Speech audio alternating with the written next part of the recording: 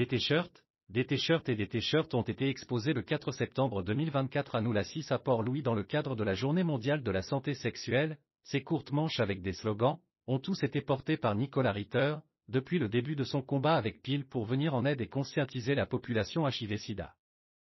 Une expo t-shirt qui relate sur des cordes à linge l'histoire de la présence de cette maladie à Maurice, les dures batailles contre la stigmatisation des uns et des autres.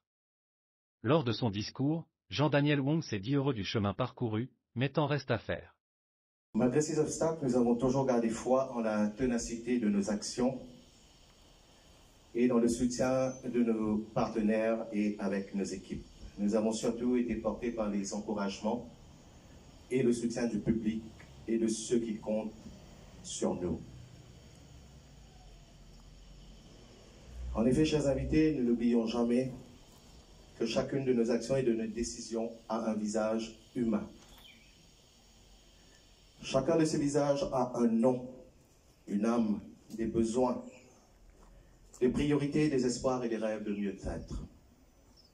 C'est cela qui compose l'essence même de notre existence.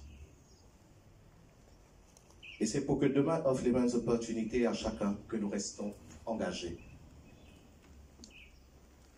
Cet engagement, Pils l'a pris depuis sa création, sous l'impulsion de Nicolas Ritter et de ses proches, qui ont fondé une association venue pallier un manque et porter aujourd'hui à faire la différence sur le sol mauricien. L'un des principaux mérites de Pils a été le changement qu'elle a initié pour faire progresser la lutte contre le VIH-Sida et les sujets directement et indirectement associés. Nous ne nous sommes simplement pas battus contre un virus, nous avons surtout dû affronter une mentalité stigmatisante, des tabous, des interdits, des jugements, des non-dits, de l'indifférence et toute une panoplie de dysfonctionnements pour faire progresser la cause. Annette Epsen-Tribouben, directrice exécutive de prévention information, lutte contre le sida, lors de son discours, a souligné que les chiffres officiels sont loin de la réalité.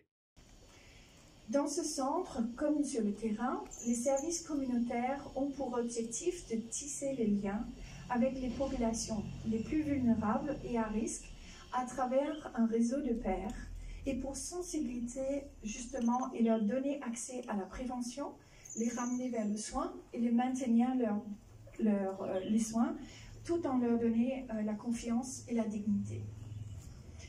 Aujourd'hui, à Maurice, on a vraiment une chance inouïe d'avoir accès à des services médicaux et des traitements gratuits au niveau public.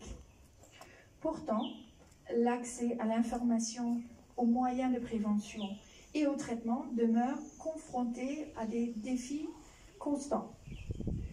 Ceci se traduit essentiellement par des écarts importants entre les nombres de personnes estimées à vivre avec le VIH, entre ceux qui sont réellement dépistés, ceux qui sont initiés au traitement et puis ceux qui sont maintenus au traitement. Il faut aussi, pourquoi est-ce que c'est important de garder ce flow-là? Parce que c'est très important de noter qu'une personne qui vit avec le VIH, qui ont une charge virale indétectable, ne transmet plus le VIH. Donc c'est un peu vraiment le but ultime qu'on vise. Donc on constate aussi que malgré les avances économiques que Maurice a fait depuis les avancées économiques que Maurice a fait depuis de nombreuses années, la santé sexuelle en tant que thématique reste culturellement et politiquement difficile à aborder. Souvent, c'est accompagné avec des refus ou carrément des obstacles. C'est un tabou qui suscite le jugement, la honte et la culpabilité, que ce soit au sein des familles, dans des environnements sociaux ou bien dans un milieu professionnel.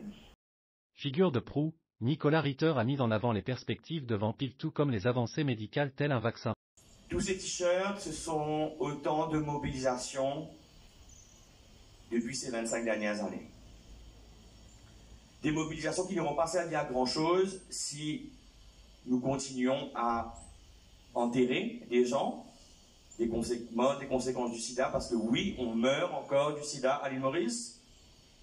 Et le nombre, malheureusement, de décès ne fait qu'augmenter depuis 2 ans. Oui, Jean-Daniel l'a rappelé, on a encore 300 à 400 personnes. Entre 300 et 400 personnes apprennent leur séropositivité chaque année. Ce sont 300 et 400 familles potentiellement touchées et qui vivent ça de façon compliquée. On a des études, est-ce qu'on en a besoin, mais qui viennent encore de sortir pour dire que la préoccupation des Mauriciens aujourd'hui,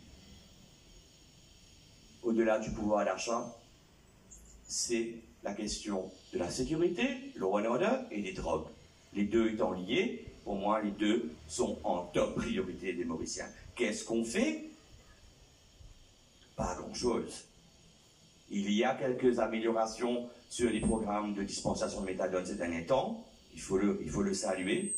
Mais pendant très longtemps, les personnes ont été sous-dosées. C'est un véritable scandale. On ne traite pas, bien entendu, la cause. On ne va pas dans les écoles pour en parler. Les écoles nous sont fermées. Je vois ma collègue de CUT, je ne sais pas si elle a l'occasion d'aller dans les écoles pour parler de prévention. Nous n'avons pas le droit d'y aller. Ce n'est pas normal. Donc, je suis vraiment inquiet par rapport à cette situation des drogues qui explose. C'est pas depuis hier, hein, mais qui ne cesse d'augmenter, avec une réponse derrière qui n'est pas adaptée et pas suffisante. Pas assez de centres pour la détox, pas assez de centres pour l'accompagnement et la réhabilitation et la réinsertion. Pas assez de prévention, vous savez.